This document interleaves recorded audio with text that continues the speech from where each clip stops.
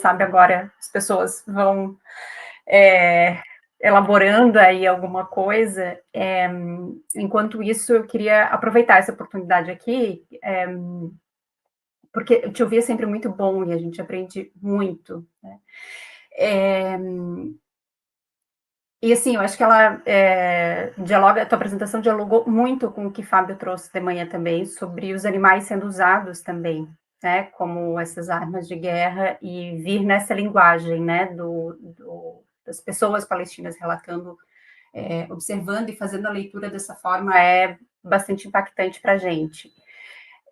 Eu queria talvez pensar contigo, uma das questões que foram trazidas ali na mesa de manhã, uma das discussões foi pensar nas diferentes formas de resistência, né? Eu acho que eu já queria talvez te ouvir sobre isso, assim, sobre o que tem sido feito nesse aspecto, mais especificamente pelo povo palestino, e talvez como a gente pode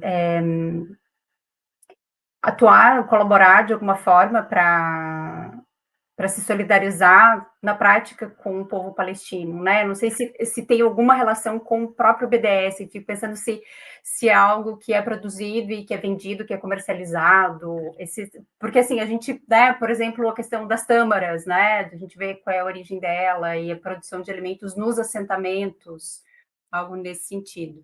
Bom, a gente tem perguntas, tem comentários aqui, pelo menos eu vou ler, porque daí, quem sabe, a gente faz um bloco inteiro. Bom, as pessoas estavam muito entusiasmadas, né, com a formação da mesa, a oportunidade de ouvir. Fábio comentou que fala sempre contundente, impactante, e até pergunta se poderia trazer para nós quais caminhos de solidariedade internacional estão disponíveis. Então, exatamente isso, né, que eu acabei de trazer. A Maria Alice também, né, diz que é sempre maravilhoso te ouvir, agradeceu e pediu para você falar um pouco sobre a consciência do povo palestino, sobre essas estratégias de dominação usando os animais. E a Martina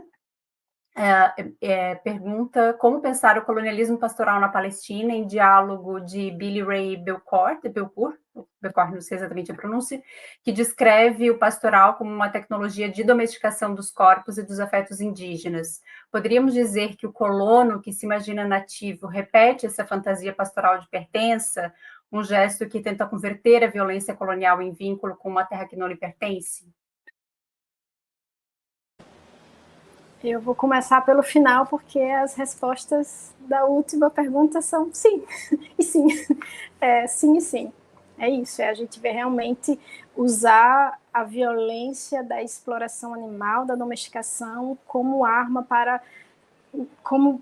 como ferramenta para exercer uma dominação sobre outros corpos humanos e sobre outras terras também. Então, é a dominação sobre o animal, outro que o humano, sobre os humanos e sobre a terra, o território também. Então, sim, e sempre com esse delírio, né, de criar um vínculo com a terra que não lhe pertence e que a gente escuta muito na Palestina, né, que é a diferença principal da mentalidade, da visão de mundo, né, do colonizador e do povo nativo, é que o colonizador diz essa terra me pertence e o povo nativo diz eu pertenço a essa terra. Então a gente vê isso também nessa prática de colonialismo pastoral, né? Essa terra me pertence, esses animais me pertencem, e enquanto que o povo palestino continua dizendo que eu pertenço a essa terra. E eu não falei na minha fala, mas quando os colonos impedem o povo palestino que cria outros animais de ter acesso às colinas onde eles pastavam livremente, os animais ficam confinados. Então também está aumentando muito a questão do sofrimento animal ali, e o povo palestino está extremamente afetado por isso, porque vê seus animais adoecendo, confinados, eles não podem mais ter acesso ao pasto, então eles têm que comprar ração para esses animais. É um peso financeiro muito grande para a família, que às vezes vai deixar de comer também, né? Não tem alimento para a própria família, e eles vão ter que comprar ração para esses animais que estão doentes. E eles relataram muito, né, os palestinos que criam animais, que as mães pararam de amamentar, né, dar leite, né? Também, justamente porque elas não estão acostumadas a estarem presas, né?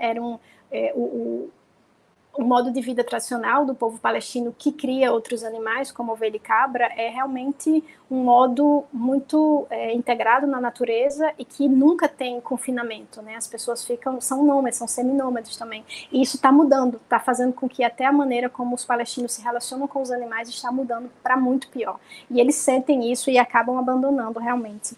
E aí, para responder à pergunta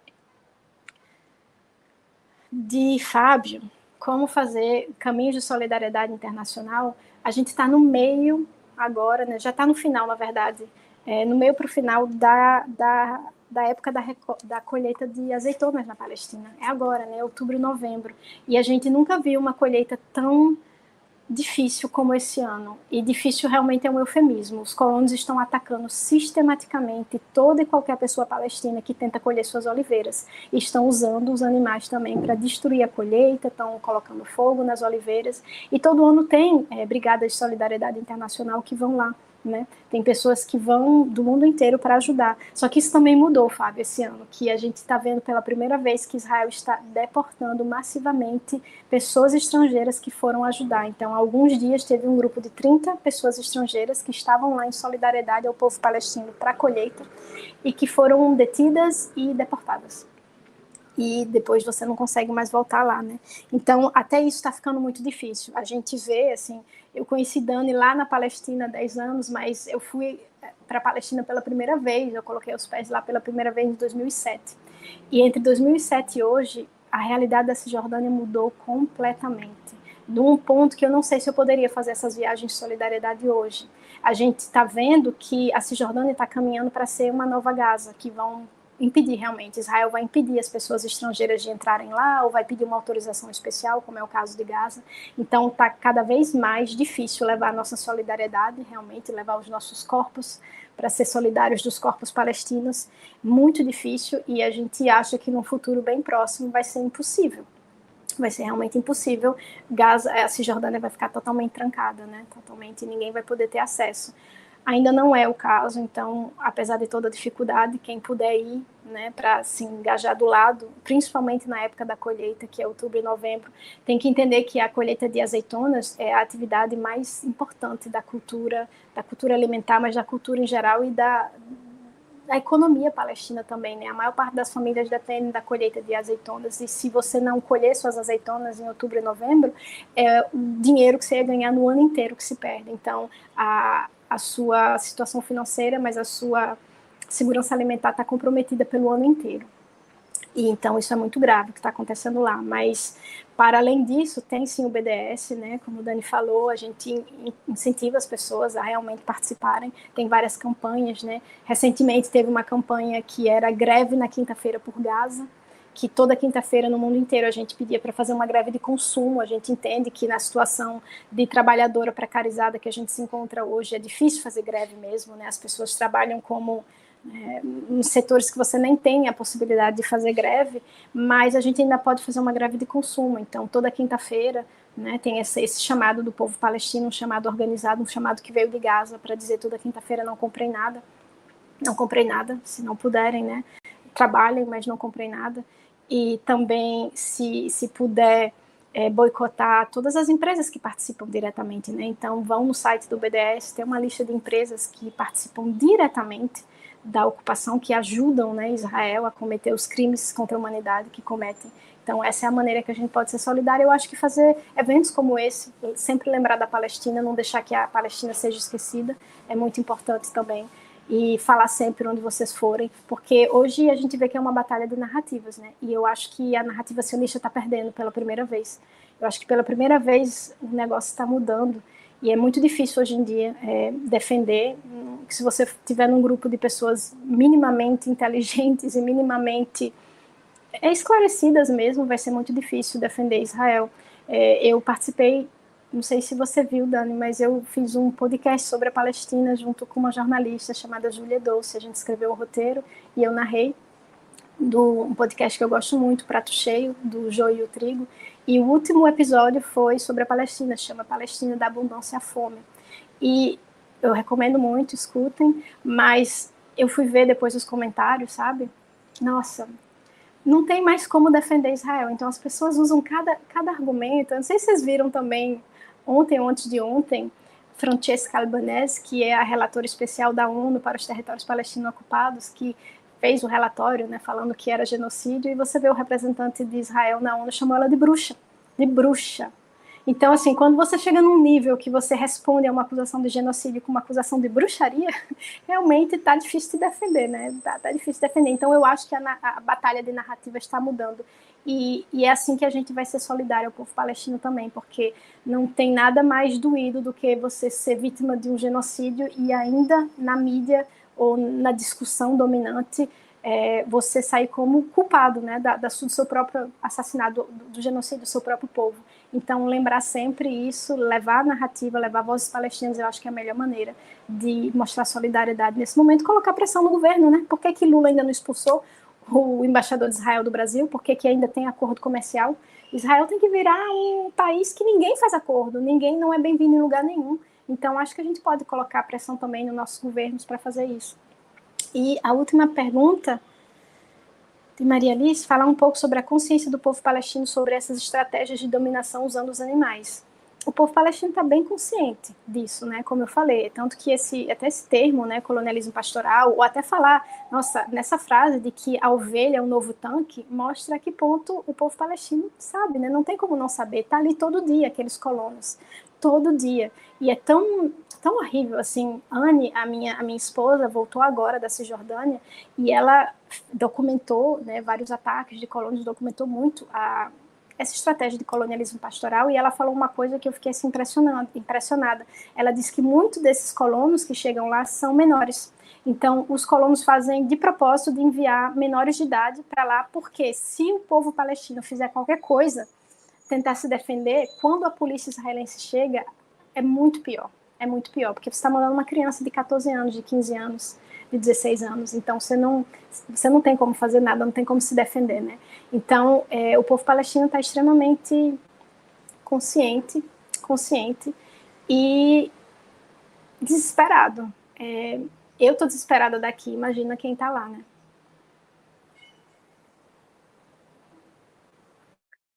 Obrigada, Sandra, por todas as suas respostas. É isso, é muita informação, né?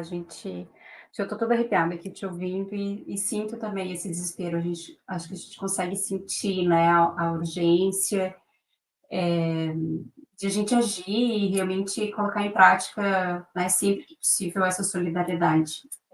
A gente te agradece muitíssimo pela tua participação, por dedicar teu tempo aqui conosco, partilhando, mesmo sendo difícil. O Fábio já falou isso de manhã também.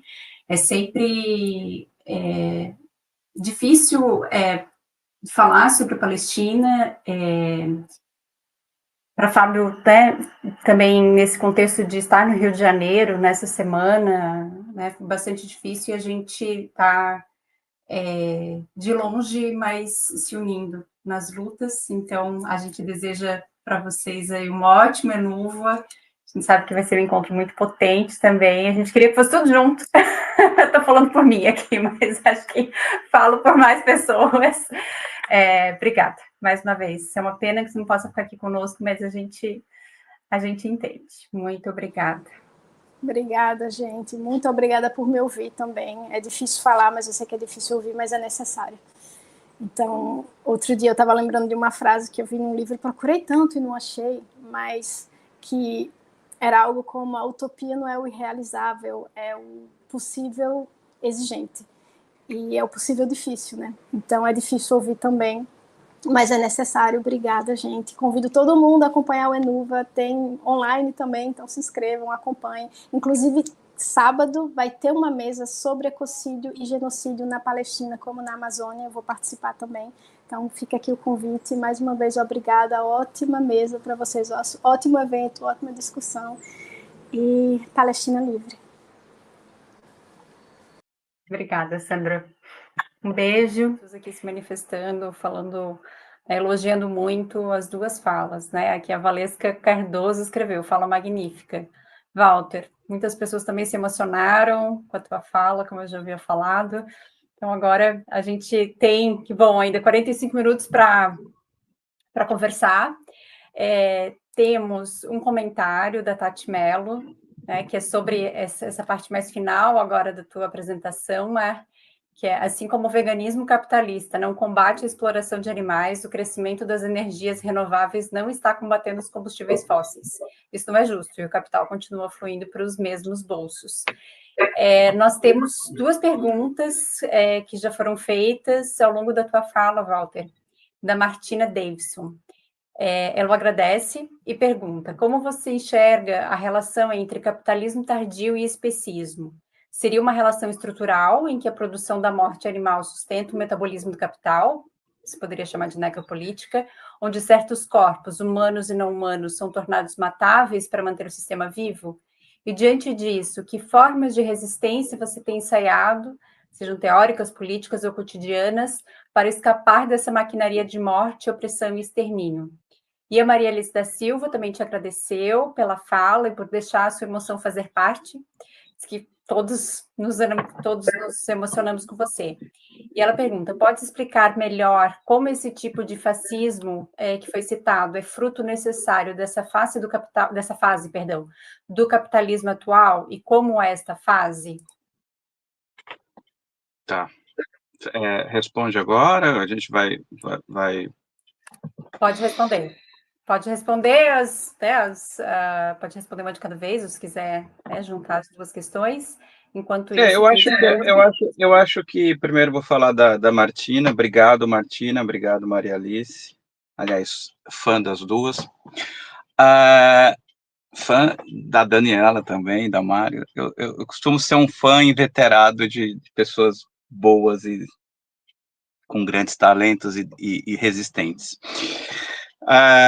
Eu acho que a questão do capitalismo tardio, né, que a gente usa, inclusive, a questão, esse nome, né, capitalismo tardio, e ele serve mais ou menos para muita coisa, né? Há um problema conceitual grave aí, né, quando a gente fala capitalismo tardio, ele serve meio que para tudo, né, tipo, até para falar que o capitalismo até liberais utilizam, né, para dizer que o capitalismo ele é tardio naquele país, mas ele pode avançar, né? Algumas teorias desenvolvimentistas usam essa fala. Ele ficou muito famoso, esse termo, com o Mandel. O Mandel tem um livro clássico que é o Capitalismo Tardio, Ernesto Mandel, né, que era um marxista, trotskista, acho, francês, se eu não me engano, não, era belga, agora me fugiu a nacionalidade do Mandel.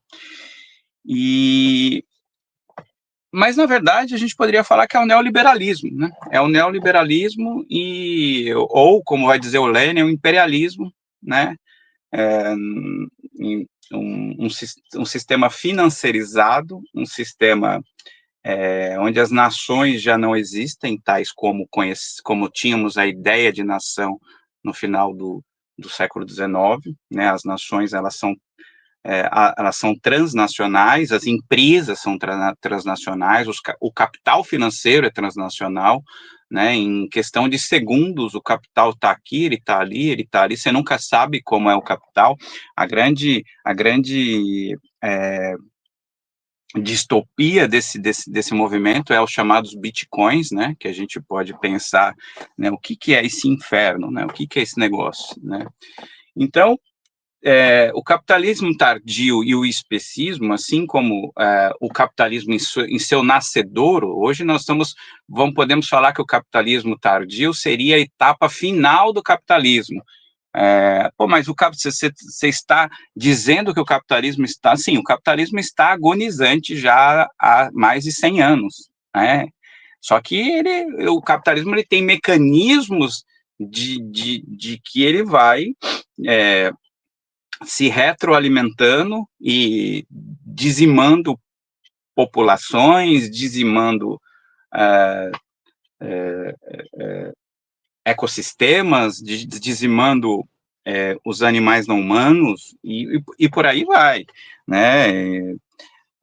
Até pouco tempo atrás, a Mar falou do Elon, né? O Elon tinha um projeto que era ocupar Marte. Isso não era uma doideira, não. Ele pensava realmente disso, ele tinha até planos para fazer isso, né?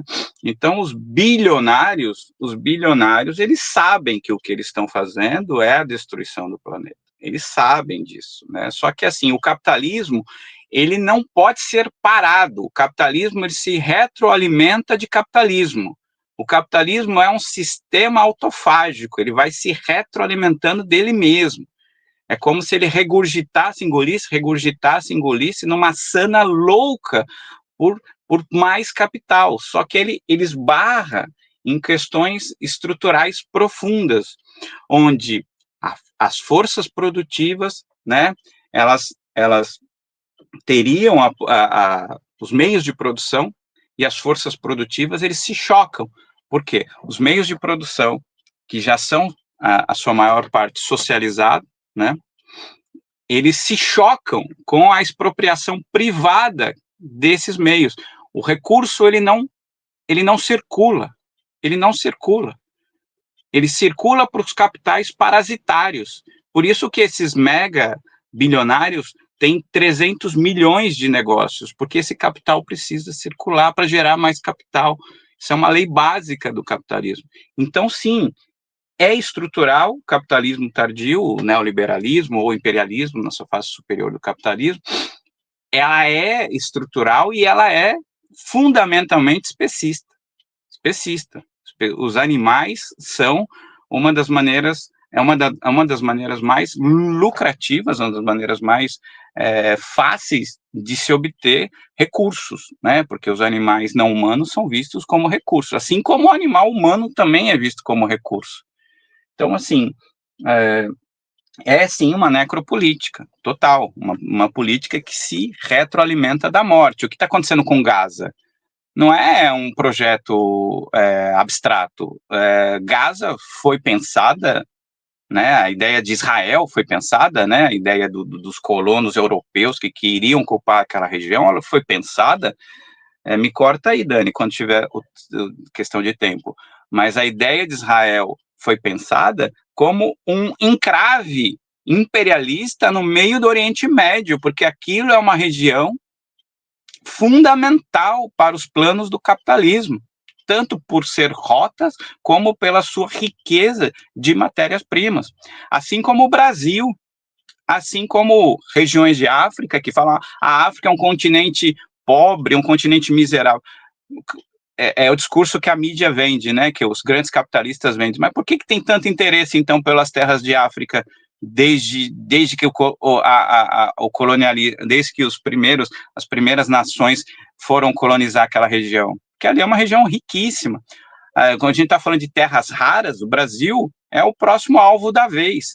Não pensa que o Trump está se aproximando do Lula porque ele gostou da cara bonita do Lula.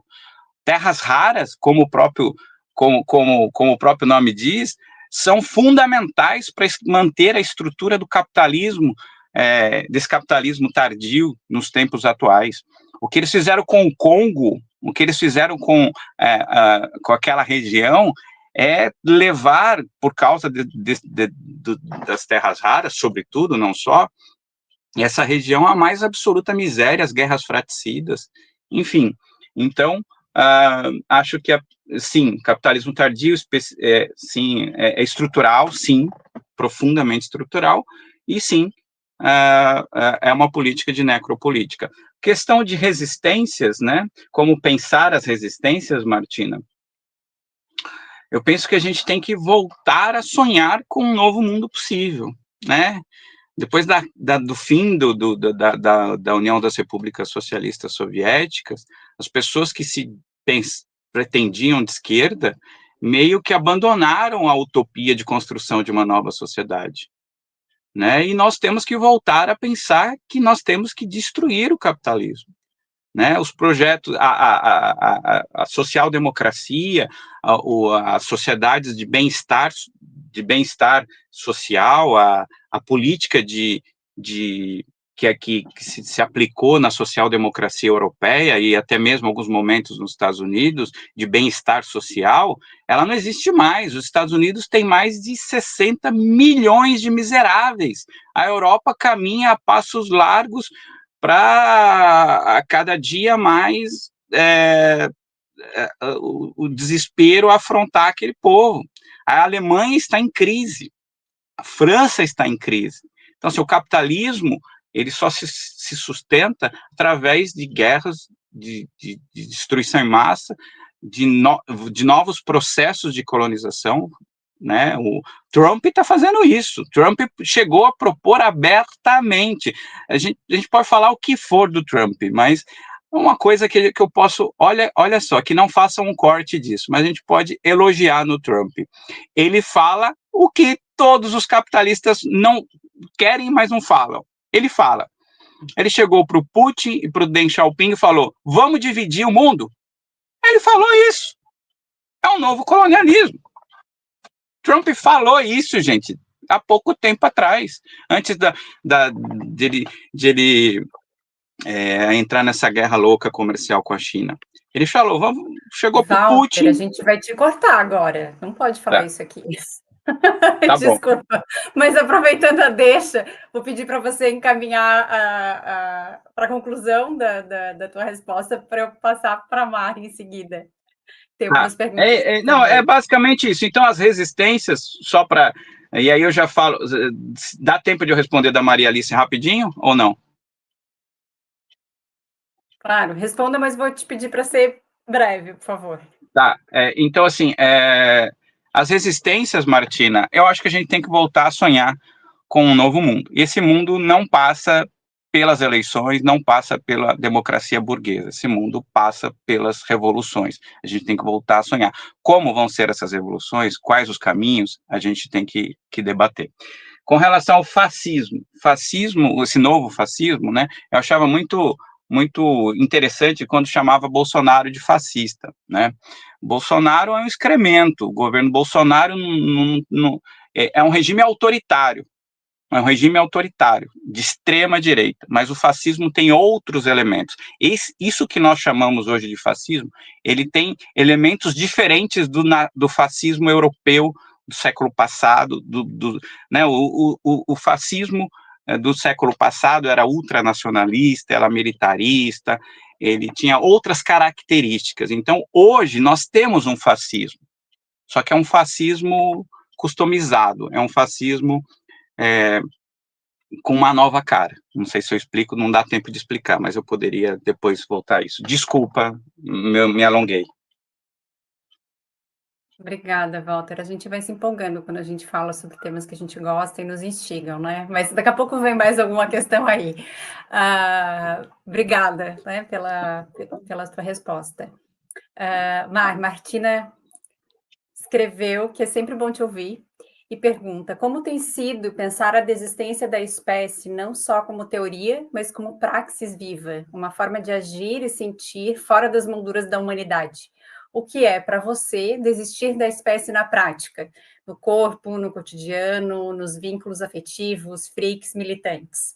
Como essa recusa se encarna sem perder a ternura no meio do colapso e da luta? E aí eu já vou colocar a pergunta da Maria Alice em seguida, que também te agradeceu pela fala e diz que é muito importante mesmo dar nome aos responsáveis. Isso ajuda muito a localizar o problema e buscar a solução. E aí pede para você elaborar um pouco mais sobre a importância de desistir da espécie para a nomeação desses responsáveis. Fico pensando que novas nomenclaturas, então, são necessárias para dar nome a este humano, seria isso? E Fábio também comentou que toda vez que nós pautamos essa discussão sobre a descarbonização, um dos argumentos centrais recai sobre o discurso técnico e econômico, ou seja, de que o país precisa desse modelo de exploração para desenvolver e progredir, uma espécie de mal necessário, entre aspas, que é propagada pela indústria cultural e bem ilustrado pelo comercial da Petrobras que você trouxe. E aí pergunta, como você percebe o papel desse discurso do mal necessário no debate ecológico e animalista? Vamos lá, obrigada pelas perguntas, gente. Vou começar pela do Fábio, do mal necessário, que eu acho que é muito sintomático, né? O quanto que o capitalismo se utiliza desse argumento, né? Tipo, a própria ideia de zonas de sacrifício né, que é uma questão ambiental gigantesca aqui na América Latina, né, porque não só aqui, mas aqui, né, é bastante forte essa coisa, né, nós somos o quintal do imperialismo, né, é por aqui que são instaladas as maiores zonas de sacrifício. E a Foz do Amazonas é basicamente a mesma coisa, né? Vai virar uma zona de sacrifício, e inclusive muito com esse argumento sendo utilizado de que é para financiar a transição energética, né? Sendo que a gente não tem um plano de transição energética, ainda não existe esse plano, e tipo, até agora, tipo, 0,5% do dinheiro do petróleo de fato foi para investimentos em transição energética. Então, assim, né, é um discurso que, de fato, é só discurso. Ele não se sustenta em absolutamente nada, né? A pergunta da Maria Alice é sobre a importância de desistir da espécie para a nomeação desses responsáveis. Eu não acho que é por isso. Eu acho que esses responsáveis, eles podem ficar como os humanos mesmo.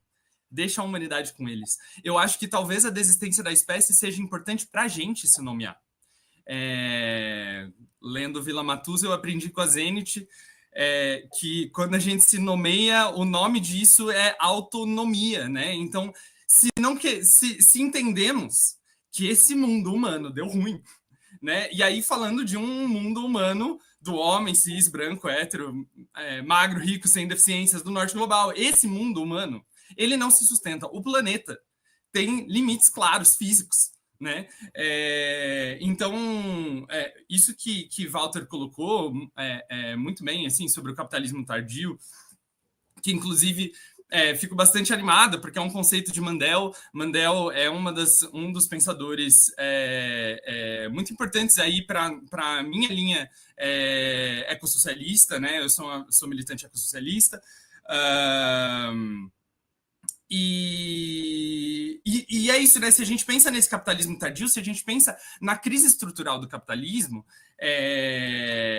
o capital, sim, é um sistema de crises e que se retroalimenta dessas crises, mas nesse momento, e muito por conta da chamada grande aceleração, né, que vem aí desde mais ou menos metade do século passado, se coloca frente a uma crise que é ecológica, se coloca frente a uma crise que tem limites muito claros, limites materiais muito claros, né? Se coloca frente a uma crise que brinca com os pontos de não retorno do sistema Terra, né?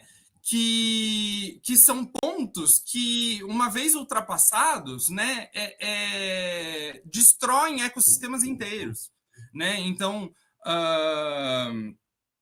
e o primeiro ponto de não retorno, os cientistas concordaram agora que a gente já passou, que é do branqueamento de corais, né? Que são ecossistemas importantíssimos dos oceanos, né? E que abrigam boa parte da biodiversidade, né? Então, os corais morrendo, a gente perde também uma gigantesca parte da biodiversidade marinha, né? Então, é isso, assim, eu acho que é mais... A minha ideia é mais desistir da humanidade, desse projeto de mundo da humanidade, né? É muito menos sobre nomeação e taxonomia, né? É muito menos sobre biologia, sabe? Não, que é isso, se fosse sobre biologia, quando os políticos em campanha falassem nós queremos uma sociedade mais humana, isso não faria sentido nenhum, né? Porque nós queremos uma sociedade mais homo sapiens, não faz sentido, né? Então, o que está por trás desse humano, essa ideia de que quanto mais humano, melhor, né? Para que serve isso? A que serve isso? A que serve a gente acreditar que existe uma essência boa na humanidade que a gente precisa resgatar? Essa essência boa não pode estar na animalidade também? Né? Animais não têm empatia, não sentem empatia, não criam vínculos, não criam redes, não criam... Né? E aí eu acho que, já emendando na resposta para a pergunta de Martina, né, como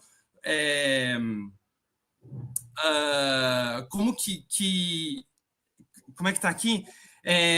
Não só como teoria, mas como praxis viva, né? Uma forma de agir e sentir fora das molduras da humanidade, eu te retorno essa pergunta, né? Porque eu acho que essas explorações de como agir e sentir os lugares que eu mais explorei foram nos teus cursos, né? Sobre mundos multiespécie, essa tua última aula dos sentidos artísticos dos animais, foi muito lindo, assim, de se abrir mesmo, né? Para essas outridades não humanas, né? Para essas não humanidades, para essas mais que humanidades, né? E entender que de quais formas esses todos mundos, esses tantos mundos que são construídos, podem ser incorporados, né, por nós. E quais são os outros mundos que nós, mesmo que ainda nos entendamos humanos, já construímos hoje, que são completamente diferentes desse mundo da subjetividade capitalista colonial branca, né?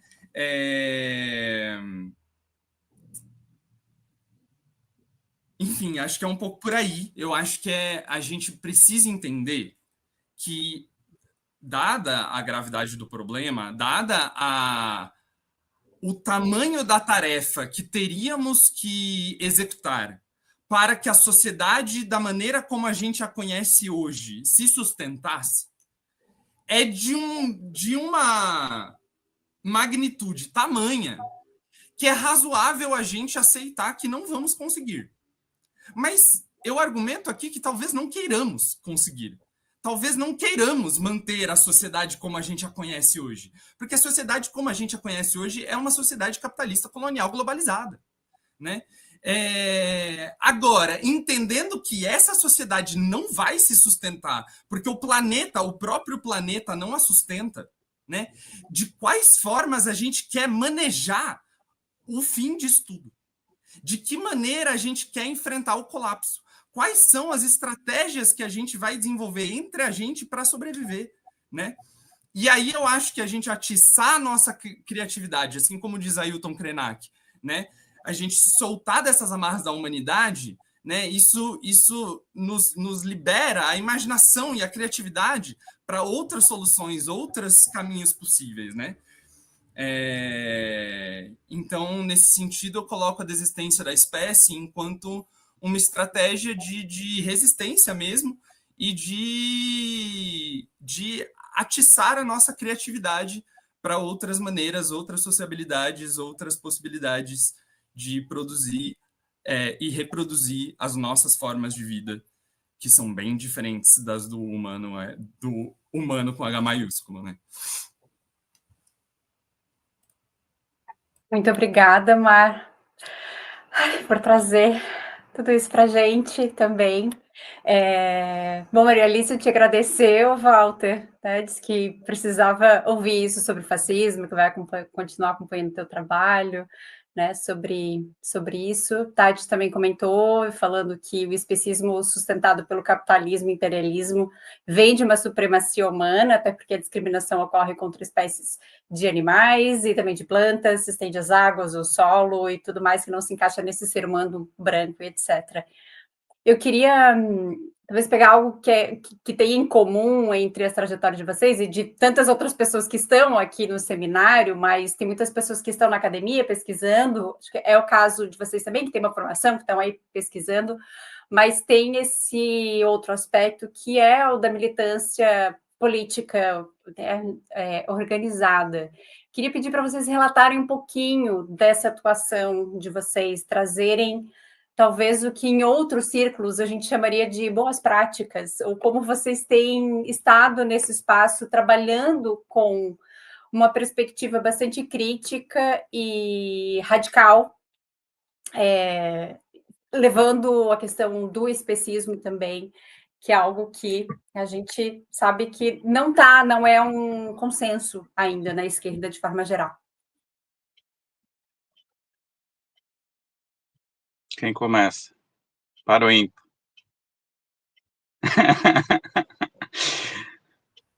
Você sabe que essa pergunta é muito boa, porque ela me perpassa, né? Eu falo que eu sou um outsider nos dois mundos. Eu sou odiado pelos veganos e sou odiado pelos... Lógico, estou exagerando, né? Não, mas por alguns veganos, e sou odiado por algumas pessoas de esquerda, né? Se me permite Ai, desculpa, eu ia dizer, se me permite um comentário, agora eu já te interrompi, né? O vegano com V maiúsculo, trazendo aqui Sim, Martina. sim, sim, sim, sim, sim. Mas você sabe que eu vou fazer uma crítica agora, não deveria. Nós estamos entre camaradas, nós podemos fazer. Há alguns veganismos com V minúsculos também que vem me preocupando, mas eu não vou entrar nesse detalhe agora, né? Enfim, mas trazendo para a minha subjetividade, né? Eu sou um homem de quase 50 anos, né? Tenho 49, e eu sempre fui um militante de esquerda, eu nunca fui um militante antiespecista, né? O meu antiespecismo é recente, né? E quando eu fui para os debates antiespecistas, né, realmente eu senti uma dissintonia muito grande, né? Porque essa questão do veganismo com V maiúsculo, como vai dizer a Martina, ela perpassa grande parte do movimento, né? Não tem como a gente pensar em algo diferente. Só que também há alguns veganismos com V minúsculos que também não são veganismos que pensam a questão interseccional, não fazem um debate. É engraçado, porque o vegano é uma pessoa, o antiespecista, né? Ele é uma pessoa.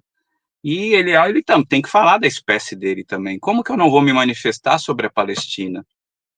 Como eu não vou me manifestar? Aliás, pior é alguns se manifestando contra, inclusive, né? Que é uma abominação, né? É um problema cognitivo. Então, assim, de uma maneira muito direta, quando falam assim, por que a esquerda não entende o antiespecismo? Eu falo, que esquerda? Porque eu me considero de esquerda e sou antiespecista. Então, assim, a gente precisa definir quais espaços, né, que a gente está frequentando. Tem uma esquerda mais ortodoxa, oriunda do stalinismo, coisa e tal, que realmente não considera. Tá, mas não é a esquerda, são pessoas, são pensamentos, são linhas políticas, mas que um bom debate, né, eu acho que a vantagem que as pessoas de esquerda, pelo que eu conheço, são pessoas muito cultas, são pessoas que leem muito, então é um debate um pouco mais fácil, que muitas vezes é só trazer elementos. Por exemplo, a Mar trouxe uma apresentação aqui fabulosa, falando sobre elementos climáticos. Dificilmente alguém não se impacta com isso. Ela trouxe números, a gente tem que pensar essa questão, né, de unir essas duas lutas, a anticapitalista com a antiespecista, até porque eu não vou ter antiespecismo sem anticapitalismo. Se a gente não libertar os animais, tanto o humano como o não humano, não há libertação de nada. A nossa luta é pela emancipação de todos, de todos. E aí, mas não se fala sobre antiespecismo. Tá bom, mas muitos ainda sequer querem falar sobre pautas, sobre opressões humanas. Por exemplo, alguns ainda falam termos como identitarismo, né? Tem alguns elementos de esquerda que ainda falam essas coisas. Então, assim, realmente o debate precisa ser travado, a gente precisa estar nesses espaços, a gente precisa politizar, né? Marx era um elemento que debatia com todos em seu tempo, né? E lia todos sobre o seu tempo. A gente tem que ler até os nossos inimigos, né? Tem que estudar até aqueles que a gente não gosta. Então, acho que é esse o caminho. Não sei se eu respondi sua pergunta, nem sei se sua pergunta foi exatamente isso, mas eu me sinto um pouco outsider nos dois mundos. Mas em espaços como esse e alguns outros, a gente pode se sentir um pouco nós mesmos, né? E é isso, mas não tem como desassociar as lutas são uma só. Não tem luta humana, não tem luta não humana, não tem luta LGBT, não tem luta. É lógico que tem especificidades, mas a luta é uma só. A nossa luta é contra o sistema, os sistemas que nos oprimem. Obrigada, Walter. Mar.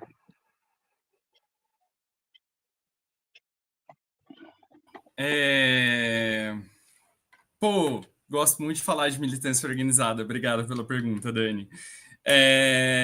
Bom, gente, eu sou militante ecossocialista pelo Subverta, que é um coletivo ecossocialista libertário. Eu sou da coordenação estadual aqui de São Paulo. E para mim, assim, eu acho que se a gente entende que a nossa tarefa é derrubar o capitalismo, e o capitalismo é um inimigo que está articulado a nível global, então algum nível de articulação num nível mais macro a gente precisa ter, né? Eu sou muito, muito, muito próxima do anarquismo também. Eu acho que todas as células de micromilitância, né, micropolítica, elas também são muito importantes, mas eu sou muito adepta dessa articulação entre essas células todas, né? E eu acho que o ecossocialismo propõe uma rede amplamente democrática que condiz muito com isso, né? Condiz muito com um mundo onde caibam muitos mundos, assim. E para mim, assim, estar na militância é quase tão importante quanto estar fazendo terapia, assim, sabe? Porque é isso, como ser uma travesti não binária que não se considera humana morando no centro da maior megalópole da América Latina, assim, né? Tipo, é muito lidar com as entranhas do capitalismo de uma maneira muito, né? Então eu acho que a militância para mim também é um espaço onde eu, inclusive, lido com a minha ansiedade climática, né? Eu acho que também ser educadora climática também é uma ferramenta, né, para mim, e que a militância me proporciona esse lugar, assim, também, né? E eu vejo muita gente, assim, com maus olhos para a militância, né? De tipo, mas como você consegue militar nesse partido? Porque teve aquele caso de transfobia, porque teve aquele caso de racismo. Tipo, sim, gente, mas vai ter transfobia, vai ter racismo em absolutamente todos os espaços. Tá cheio de racismo e transfobia aí no Instagram, ninguém tá deletando conta. Então a gente precisa lutar contra a transfobia e o racismo e a gordofobia e o capacitismo nos partidos políticos, nos coletivos, nos movimentos sociais. É parte da revolução, né? Acho que é onde começa a revolução, inclusive, né? Então é isso. Eu sinto que é uma coisa que a gente não pode abrir mão, né? Se tem uma coisa que a gente não pode abrir mão é de estar construindo coletivamente, né? Eu acho que se a gente entende também que o capitalismo é a subjetividade do individualismo, né? Da hiperindividualidade, e a gente fala muito isso, né? Inclusive nas matrizes de religião africana, nas cosmovisões indígenas, né? Um dos aprendizados mais evidentes que a sociedade ocidental pode tirar disso é a importância da coletividade, né?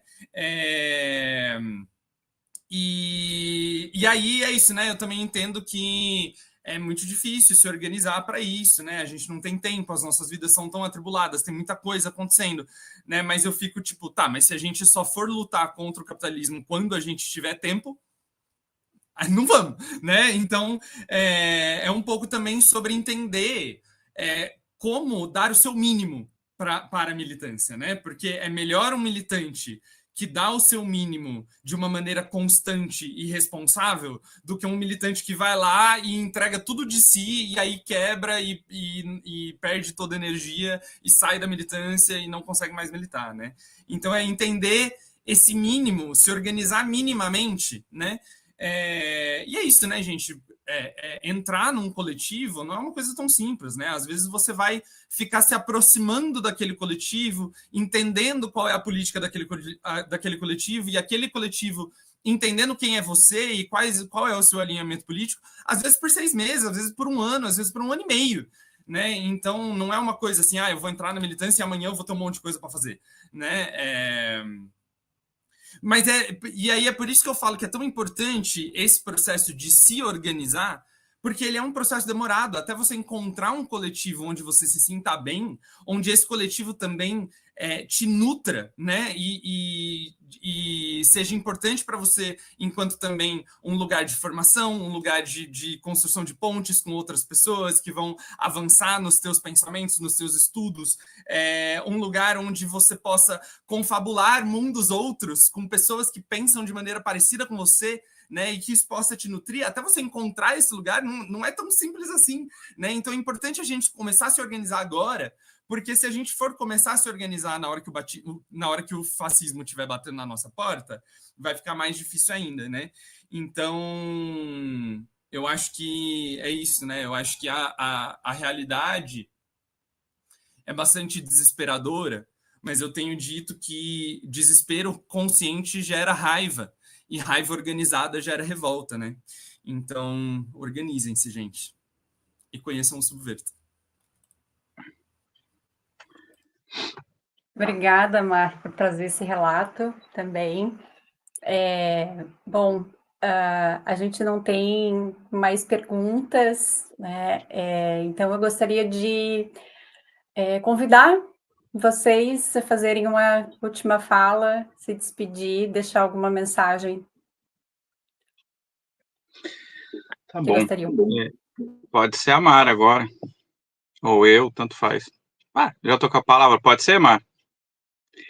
Uma coisa que eu lembrei, quando eu comecei a minha fala, essa semana eu tô com a sensibilidade à flor da pele. Eu tô chorando fácil essa semana. E não é pouca coisa, né?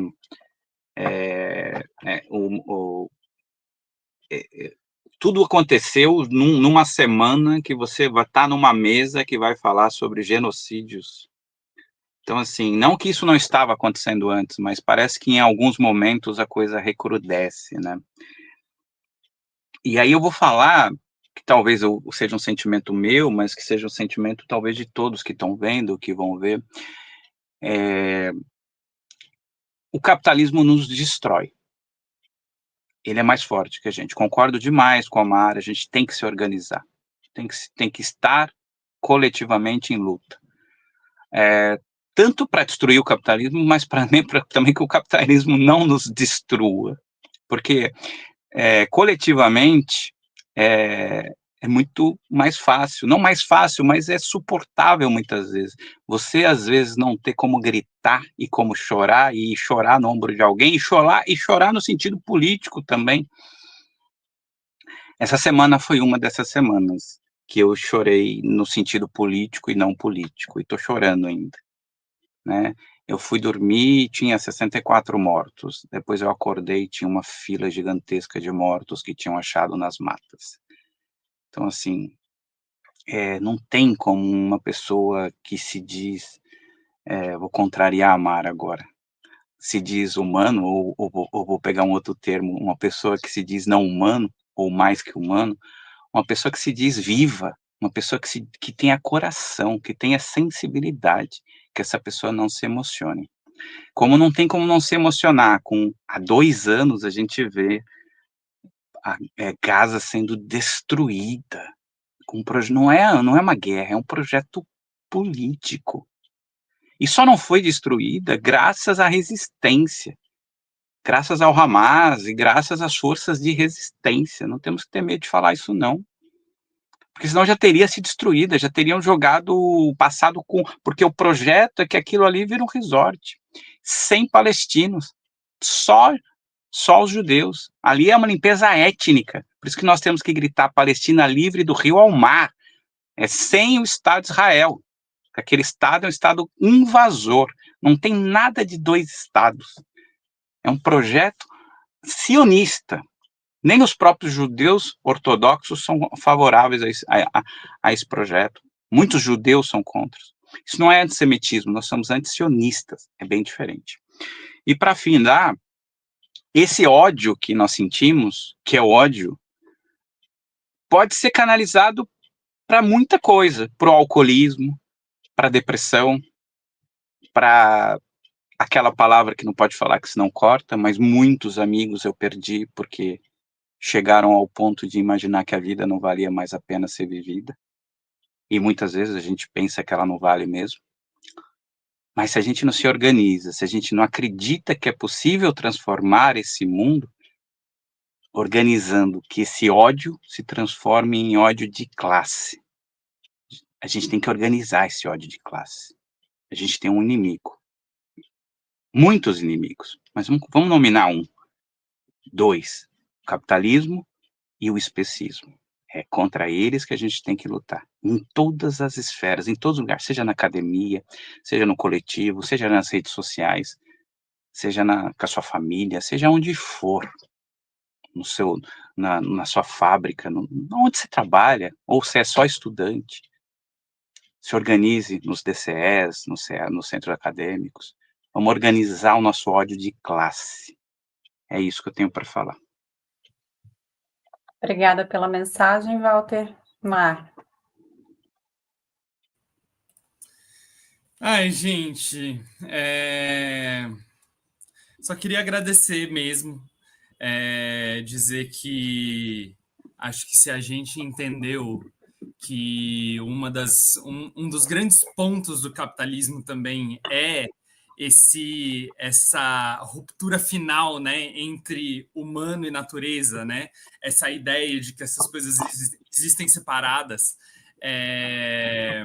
e que a gente precisa acabar com isso, né, e precisa de fato nos entendermos parte da natureza também. Acho que de alguma forma a própria fronteira entre humanidade e natureza precisa se borrar, e para que essa fronteira se borre, a própria ideia de humanidade precisa se borrar e a própria ideia de natureza precisa se borrar, né? Então, para citar a Sil Ko de novo, em um dos capítulos do Aphorism, ela fala por que a confusão é necessária para o nosso ativismo, né? Então, eu acho que quando eu proponho a desistência da espécie, eu quero propor também um pouco de confusão. Eu quero propor também um pouco a gente se perguntar, tá, mas se a gente não for humano, o que a gente é então? Né? E que a gente não precisa ter uma única resposta para isso, né? E que a solução, que a solução não, mas que a superação do colapso ambiental se dê de muitas formas diferentes, de muitos jeitos diferentes, com alianças multiespécie diferentes, né? Porque eu acho que para cada território a gente vai encontrar saídas e caminhos específicos, né? E usando essa palavra mesmo, porque acho que definitivamente não são humanos. Queria agradecer mais uma vez, Dani, obrigada por estar aqui mediando, agradecer Walter também por acompanhar nessa mesa, a Sandrinha, que precisou sair, mas que está no coração também, todo mundo que está aí assistindo, sei que tem muita gente conhecida também, inscrita e assistindo, queria mandar um beijo especial para a Lulu, para a Martina, e é isso, gente, obrigada. Obrigada também, Mar, pela mensagem. Em nome de toda a organização do evento, do LEA, eu agradeço a participação de cada um de vocês. Sandra, que já não está mais aqui conosco, mas que fez uma participação incrível também. Muito obrigada pela dedicação de vocês, pelo tempo, pela força, por partilharem as lutas. E a todas as pessoas que nos acompanharam também. Eu lembro que amanhã a gente continua com o seminário a partir das 10 da manhã. Então, esperamos todo mundo por lá. Muito obrigada, uma boa noite para todo mundo. Mário e Walter, eu vou pedir para vocês ficarem na sala depois do encerramento, por gentileza. Tchau, tchau.